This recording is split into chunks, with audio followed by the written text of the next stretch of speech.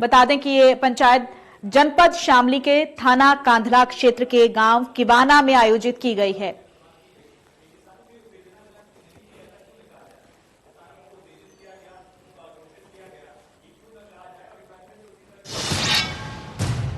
और वहीं महोबा जिले में जलपुरुष कहे जाने वाले राजेंद्र सिंह ने किसान कानून का विरोध कर रहे बुंदेलखंड किसान यूनियन का समर्थन किया है। सरकार के द्वारा लाए गए कृषि कानून को किसान विरोधी बताया है। वहीं मीडिया से रूबरू होते हुए उन्होंने बताया है कि मुझे आंदोलन करना नहीं आता, लेकिन आंदोलन चलाना जरूर आता है।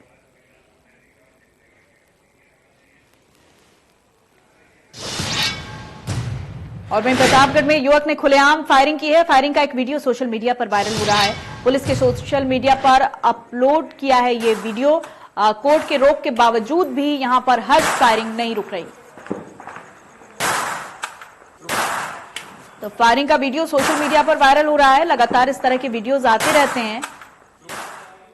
पुलिस ने सोशल मीडिया पर अपलोड किया है ये वीडियो। और वहीं हमीरपुर में पत्नी की निर्मम हत्या से इलाके में हड़कंप मच गया है। पत्नी की गला दबाकर हत्या की गई है। पत्नी के शव को जलाकर खाई में फेंका गया। पुलिस ने आरोपी पति को भी गिरफ्तार कर लिया है। मानसिक रूप से परेशान पति ने हत्या की है।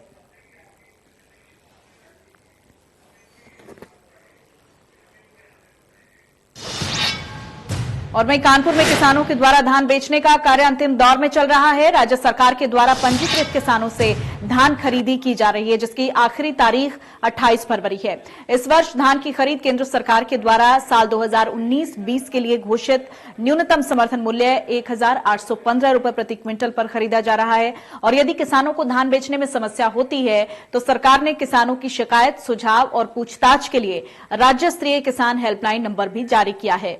मौके पर मौजूद किसानों ने बताया है कि छुट्टा पशु किसानों की धान खराब कर रहे हैं। और कुछ किसानों ने बताया कि क्रय केंद्र पर किसानों से ज्यादा व्यापारियों का धान खरीदा जा रहा है। यूपी के मुख्यमंत्री योगी आदित्यनाथ के आदेशों के बावजूद भी आज भी धान क्रय केंद्रों पर धांधली बदस्तूर जारी है। यही वजह है कि कानपुर देहात में किसान अपना धान लेकर के क्रय केंद्रों पर पहुंचता है, लेकिन महीनों हो जाने के बावजूद भी उसका धान क्रय नहीं किया जा रहा है। किसान का आरोप है कि केंद्र में धांधली की जा रही है और 1000 रुपए लिए जा रहे हैं। जो पैसे नहीं दे रहा है उनका धान महीनों उसी क्रय केंद्र पर पड़ा होता है, जिस वजह से जब उनका तौल का नंबर आता है तो वहां के जो भी अधिकारी हैं वो धान को खराब करके कह के उनको वापस कर देते हैं। तो वहीं पर कुछ किसान नाराज होकर के अपना धान घर ले जाने को मजबूर हो गए। मुख्यमंत्री ने साफ आदेशित किया था कि जो भी किसान अपना धान लेकर के क्रय केंद्रों पर जाएगा उनकी तुरंत तौल होगी और उसका पेमेंट भी 3 दिन में उसको दे दिया जाएगा। लेकिन कानपुर देहात में ऐसा नहीं देखने को मिल रहा है, क्योंकि जिस क्रय केंद्र पर ये धांधली का आरोप लगाया गया है वहां पर जिला अधिकारी भी 3 बार निरीक्षण कर चुके हैं और किसान को आश्वासन दे चुके थे कि उनका धान जल्द ही तौल हो जाएगा। लेकिन वहां पर धांधली लगातार निकलती सामने आ रही है, जिस वजह से किसान मायूस होकर के अपना धान घर ले जाने को मजबूर हो रहे हैं। और यहीं आपको बता दें, तौल की आखिरी तारीख जो बताई गई है वो 28 फरवरी बताई गई है। आखिरी समय तौल का चल रहा है, जिस वजह से किसान भी अपने आप में मायूस होकर घर जाने को मजबूर हैं। कानपुर से सूरज सिंह, इंडिया न्यूज। और वहीं बलिया में अराजक तत्वों ने हमला किया है। मठ के महंत पर जानलेवा हमला किया गया है। महंत मौनी बाबा पर जानलेवा हमला हुआ है। मठ परिसर में लड़ाई कर रहे थे दो पक्ष, रोकने पर घटना को अंजाम दिया गया है। सिकंदरपुर थाना क्षेत्र के ढुआ बेहरा गांव में ये मठ है।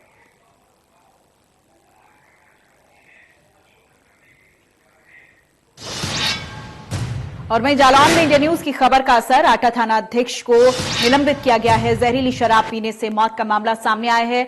परिजनों ने जहरीली शराब पीने से मौत होने का आरोप लगाया था।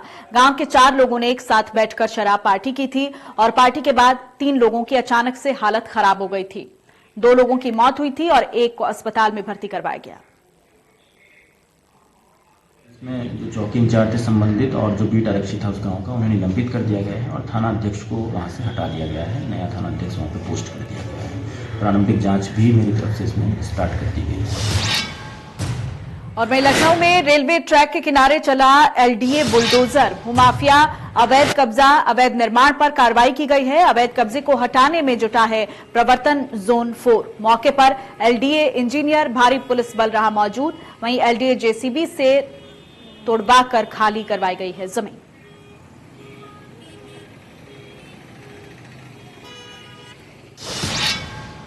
और आने वाले त्योहारों के मद्देनजर उत्तर प्रदेश में चर्चा का केंद्र बने कानपुर जिले में पुलिस प्रशासन ने पहले से ही कमर कस ली है, जिसके चलते कानपुर डीआईजी के निर्देश पर ड्रोन कैमरे से निगरानी शुरू कर दी गई है, जिसकी शुरुआत करते हुए कोतवाली सर्किल के क्षेत्राधिकारी ब्रिज नारायण सिंह ने ड्रोन एक्सपर्ट टीम के साथ निगरानी किए जाने का ट्रायल किया है, जो सफल रहा।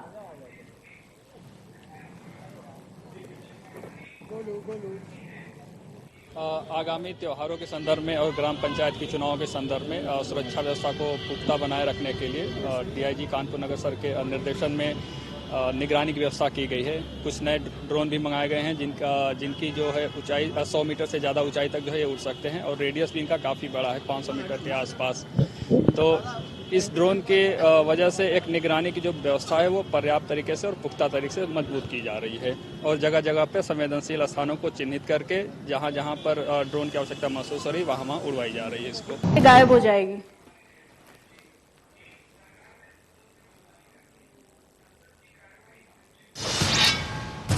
और वहीं जालौन में सूने घर में चोरों ने ताला तोड़कर चोरी की वारदात को अंजाम दिया है।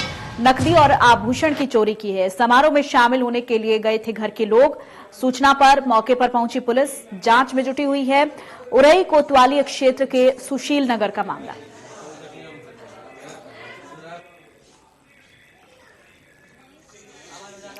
तो फिलहाल पुलिस इस मौके पर पहुंची है और इन्वेस्टिगेशन चल रही है। उरई कोतवाली क्षेत्र में सुशील नगर में चोरी की वारदात को अंजाम दिया गया है। घर में चोरों ने ताला तोड़कर चोरी की वारदात को अंजाम दिया। आप देख रहे हैं घर की तस्वीरें भी। नकदी और आभूषण की चोरी की गई है। बताया जा रहा है कि घर के लोग किसी समारोह में शामिल होने के लिए गए हुए थे और पीछे से चोरों ने इस वारदात को अंजाम दिया है। उरई कोतवाली क्षेत्र के सुशील नगर का मामला। और वहीं यूपी के महाराजगंज जिले में पंचायत चुनाव के मद्देनजर एसपी ने एक दिवसीय प्रशिक्षण का आयोजन किया है और अपने थानेदारों को वेपन चलाने का परीक्षण करवाया है। तो कई थानेदार एसपी के परीक्षण में फेल हो गए। एसपी ने सबसे पहले महिला एसओ को मौका दिया और जब वो बुलेट की पैकेट को फोड़ने में असफल रही तो उसके बाद एसओ संजय दुबे को एसपी ने आदेश दिए और पहली बार में ही एसओ ट्रिगर दबाने में असफल रहे तो एसपी ने धीरे से कहा कि तुमसे ना हो पाएगा। उसके बाद बॉर्डर के ही कोल्हुई थाने के थानेदार राम सहाय चौहान को पिस्टल खोलने के लिए एसपी ने कहा, लेकिन कोल्हुई एसओ से पिस्टल नहीं खुली।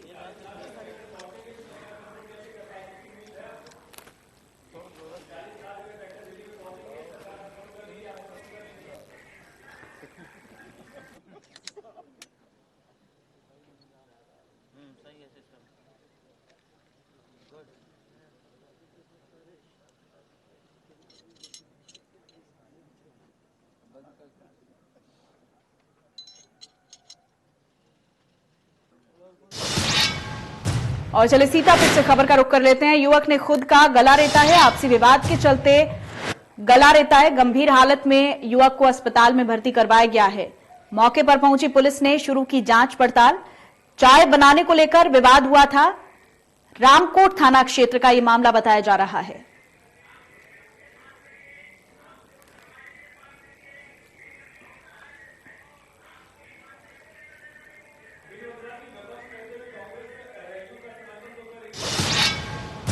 और वहीं ग्रेटर नोएडा में जन औषधि केंद्र को चोरों ने निशाना बनाया है। दवाइयां, नकदी और कंप्यूटर ले उड़े चोर। मेन जीटी रोड पर जन औषधि केंद्र है। सीसीटीवी कैमरे में पूरी घटना कैद हो गई है। दादरी थाना क्षेत्र के जीटी रोड का मामला।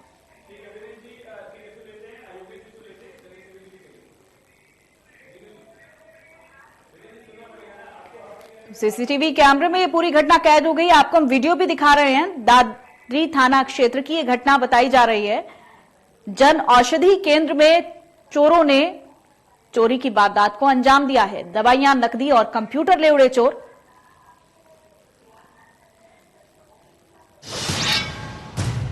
वहीं उत्तर प्रदेश के बांदा के मरका थाना क्षेत्र के अंतर्गत मऊ पूर्वा में बुधवार को कुछ अज्ञात बदमाशों के द्वारा घर में घुसकर डकैती डालने और मारपीट करने का मामला सामने आया है, जहां डकैतों के द्वारा घर में शिविर लगाकर अंदर जाया गया और घर के अंदर सो रहे सभी लोगों को बंधक बनाकर उनके साथ मारपीट करते हुए लूटपाट की गई। पुलिस मौके पर पहुंचकर मामले की जांच पड़ताल में जुट गई है और वहीं घायलों को मेडिकल के लिए जिला अस्पताल भेज दिया गया है। इतना ही नहीं, घटना की पूरी जानकारी मिलते ही पुलिस अधीक्षक और अपर पुलिस अधीक्षक ने भी घटनास्थल से पर पहुंचकर मौके का मुआयना किया है।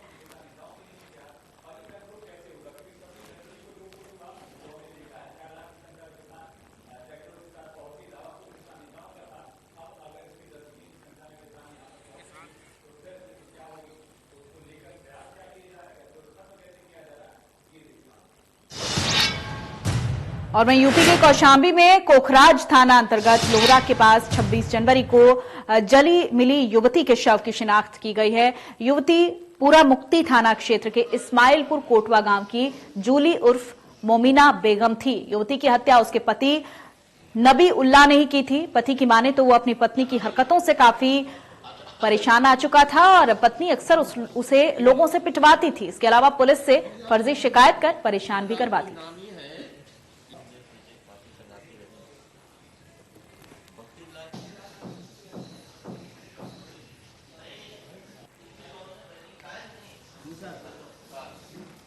तो कौशाम्बी की घटना का खुलासा हो गया है। जली हुई युवती की शिनाख्त हो गई है। बताया जा रहा है कि पति ने ही पत्नी की हत्या की थी।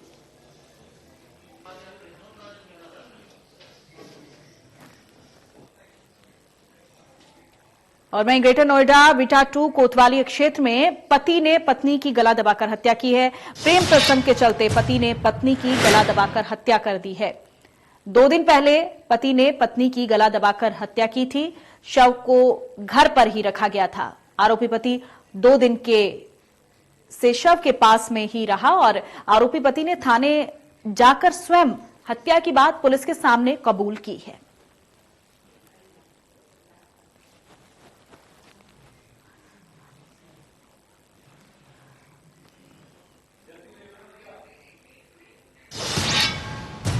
और इसी के साथ बुलेटिन में फिलहाल इतना ही। नमस्कार।